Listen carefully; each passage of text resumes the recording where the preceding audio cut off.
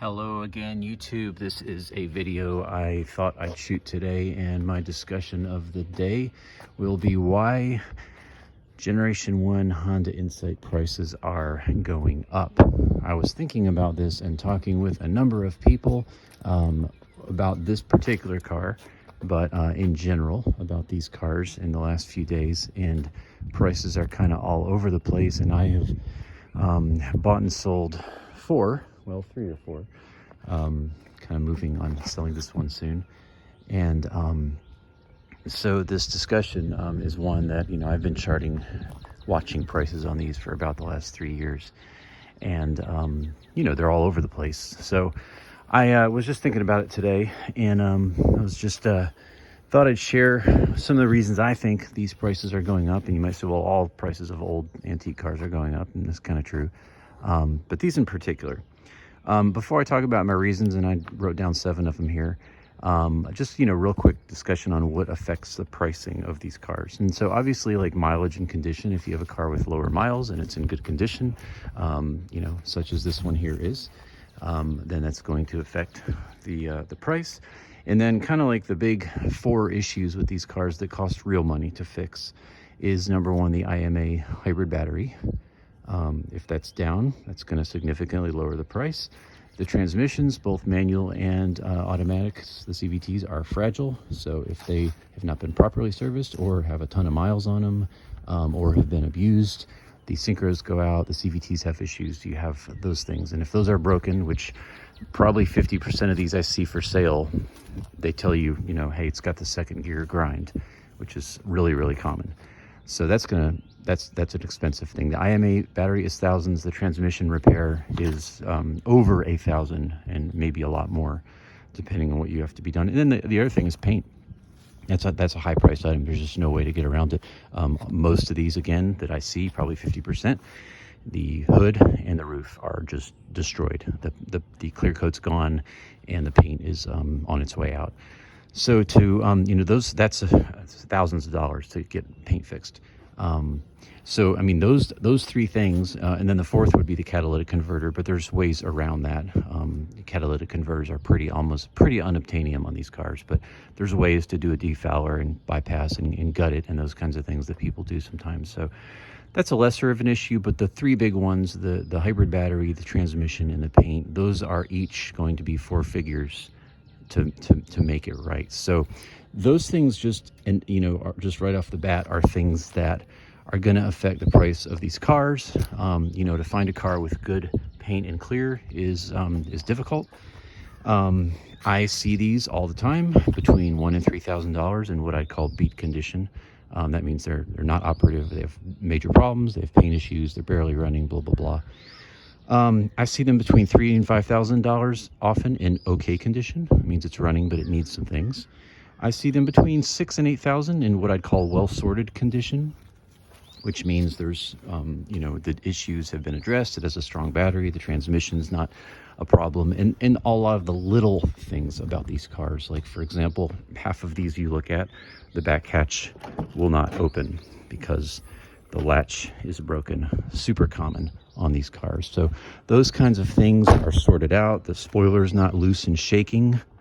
Again, very common. The auto down button here actually works.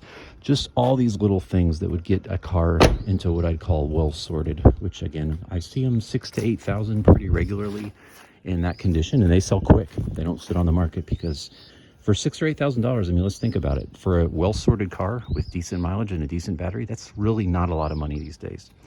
And then beyond $8,000, kind of collector condition cars, with super low mileage, brand new batteries with warranty, maybe a rare color, blah, blah, blah.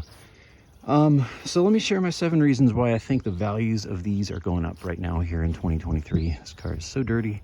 It's mad at me right now. I've not really driven it much at all, but driving him tonight.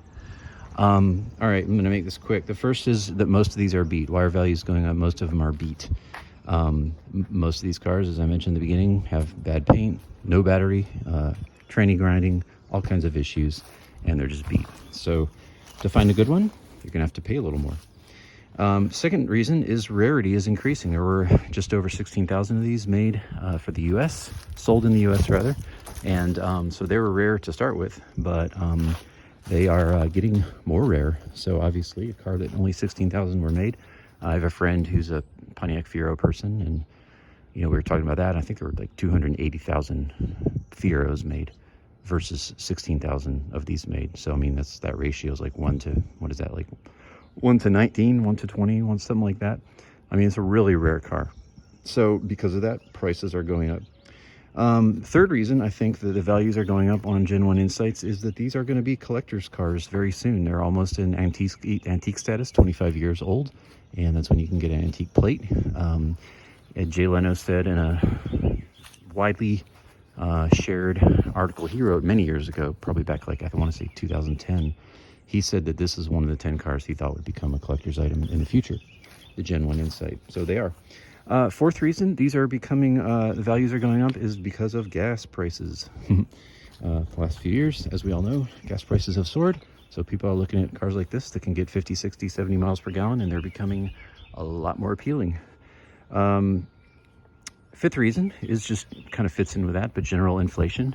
General inflation, so everything's going up. And obviously the used car market has been really hot lately, the last few years with the chip shortage. People are buying used cars, and so a car that used to be X dollars is now 1.2x dollars to buy. It's just inflation is causing things to go up. And again, like if you could get a good used, like any good used car for 5, 6, 7 grand is a steal these days. I mean, you can't find a nice used car for under that price. So to say, well, a well-sorted Insight's going to be in that price range is really sort of like maybe you're getting a deal.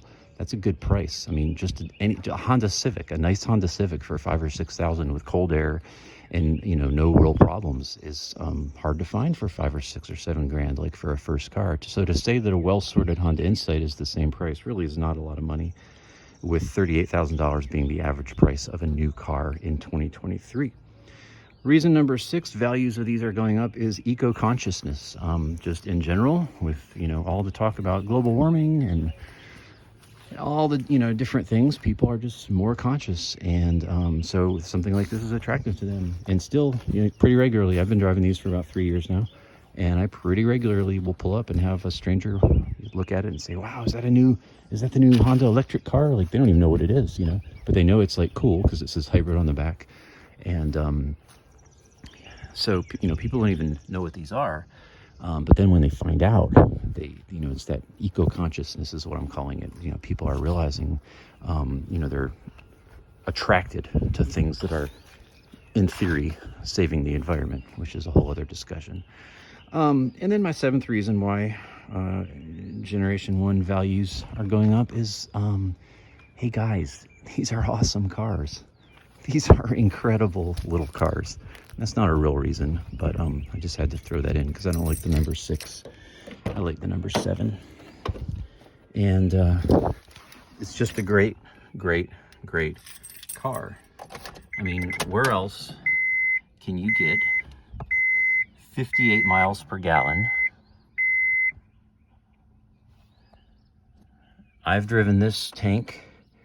I'm averaging 53, been using air and doing a lot of wide open throttle just for testing purposes. But in this tank, I've put 162.8 miles on the car so far, and look at my fuel gauge. And these typically get 5, 6, 7, 800 miles to a tank, and that's a 10-gallon tank. So what a wonderful thing to drive around in your Honda Insight getting 53, 58 miles per gallon, and you've driven 160 miles and you still have 3/4 of a tank. There's just nothing like it. And so that's my 7th reason. These are just awesome cars.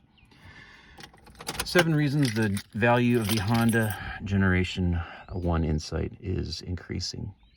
Thanks for watching. See you next time.